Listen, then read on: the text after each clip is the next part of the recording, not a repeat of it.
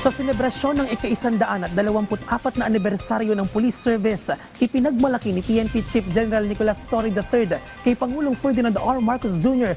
ang pinahusay pang operasyon ng kapulisan, partikular na ang 911 emergency hotline at 5-minute response team.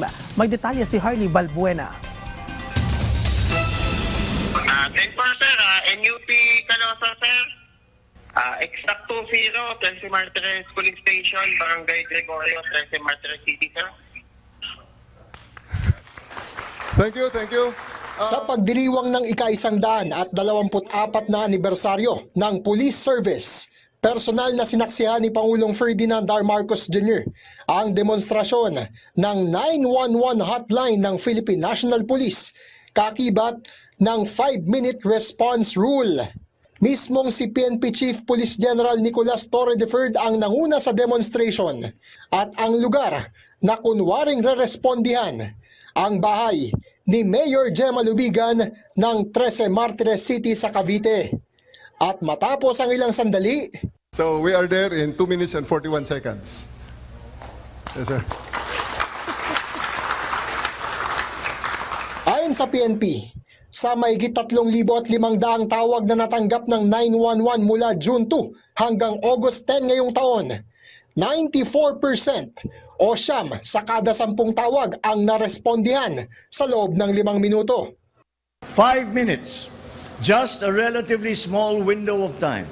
But 5 minutes can mean the difference between safety and danger, even between life and death. In this fast-changing world, every second matters, and in the PNP, every second counts.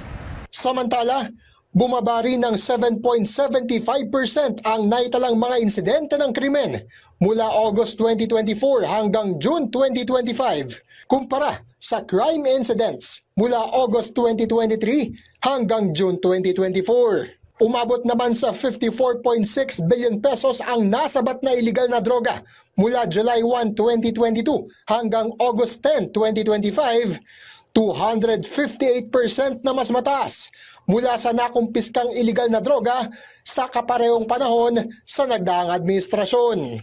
Mula sa ikinasang mahigit 153,000 anti-illegal drug operations, halos 200,000 individual ang naaresto, kabilang ang high-value at street-level drug suspects.